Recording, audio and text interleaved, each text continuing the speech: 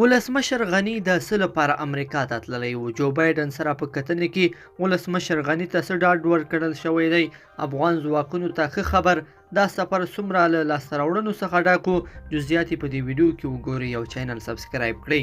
السلام علیکم لیدونکو، ستړي مشئ.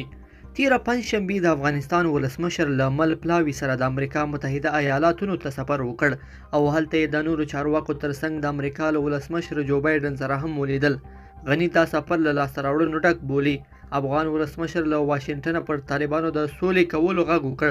هغه له وسلوالو طالبانو وغوښتل چې له جګړو څخه لاس واخلي او د سولې له روانې پروسې سره یوځای شي.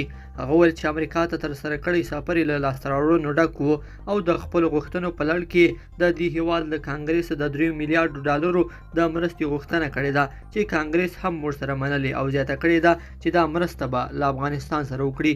د نوموړي له خبرو معلومه شو چې د امریکا یو ځل بیا د افغان پوځیانو سره د مرستې او د هغوی د تجهیز په برخه کې ډاډ ورکړی او ویلي دي چې دا هیواد به د افغان ځواکونو ملاتړ ته دوام ورکړي. غني وویل چې د جو بایډن سره یې د کتنې پر مهال لا هم ډاډ ترلاسه کړی دی چې له دې هیواد سره اړیکې لا هم پیاوړې دي او تر دې به هم پیاوړې شي. په ورته وخت کې افغان ولسمشر محمد اشرف غني د خپلو نورو لیدنو په ترڅ کې هم د امریکا همکاري جلب کړي او کولی شي په راتلونکي کې د افغانستان د ښې راتلونکي ضمانت وکړي.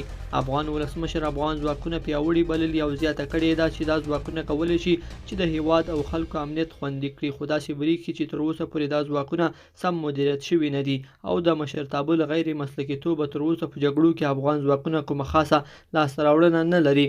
داسې فکر کېږي که چیرې افغان ولسمشر وغواړي چې اوسنی خراب امنیتي وضعیت کابو او خلک خوندي کړي، نو تر هر څه وړاندې باید امنیتي سکتور ته مسلکي او فعال کسان وګمارل شي تر څو اوسنی حالت تغییر وخوري او افغان پوځ په یو قوي او تعرضي حالت کې راوستل شي چې هیڅکله به بیا ماتې ونه مني، خو اوسنی حالت یې د اندېښنې وړ دی.